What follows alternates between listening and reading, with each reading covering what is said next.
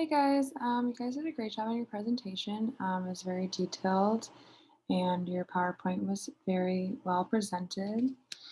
Um, I think it's important that you guys did talk about lice, just because this is quite a common, um, you know, disease that kids get that I think sometimes people forget about.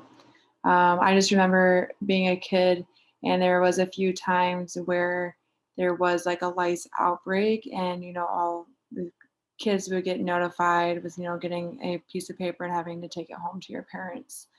And it's something that I think could spread so quickly without you realizing, and it's just something I think we forget about. So I think understanding how to prevent it is very important for us to understand and be able to educate to our moms and dads and even to our kiddos as well.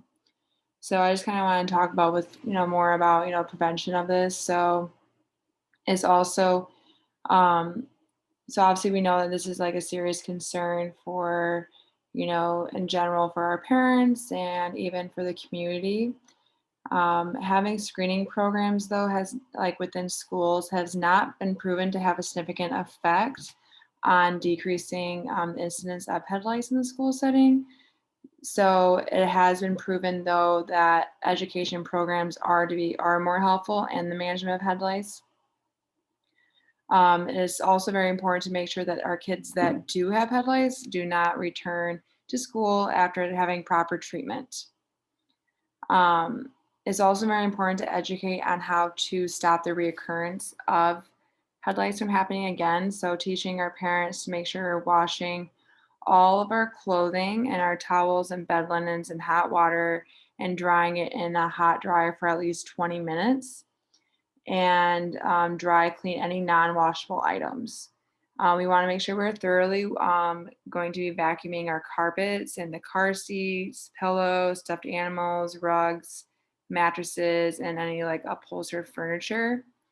We want to seal non-washable items in plastic bags for up to 14 days if unable to dry clean or vacuum. We want to soak our combs and our brushes and hair accessories in lice killing products for 1 hour or in boiling water for 10 minutes. And in daycare centers, we want to store these children's clothing items, such as hats and scarves and other headgear, in separate cubicles. So, like, we can't spread it through daycares in this way. Also, discourage the sharing of items such as hats, scarves, hair accessories, combs, and brushes among children in group settings, such as daycare centers. And avoid physical contact with infested individuals and their belongings, especially clothing and bedding. We want to inspect children in a group setting regularly for head lice if possible, and provide educational programs on the transmission detection and the treatment of lice. There was a study that was done that showed the home remedies, such as using petroleum jelly, oils, vinegar, butter, alcohol, and mayonnaise, but it did do little to kill the eggs. So this could be, educated with our parents to say that this might not be a very effective way to kill the lice eggs. But it did show that a dry-on Medical lotion may be effective for treating the lice without the use of current shampoos that have like those neurotoxins and the nit removal or extensive house cleaning. The lotion was applied once a week for 3 weeks, and after 8 hours, it dried on the scalp, and the child styled the hair and went to school as usual with this.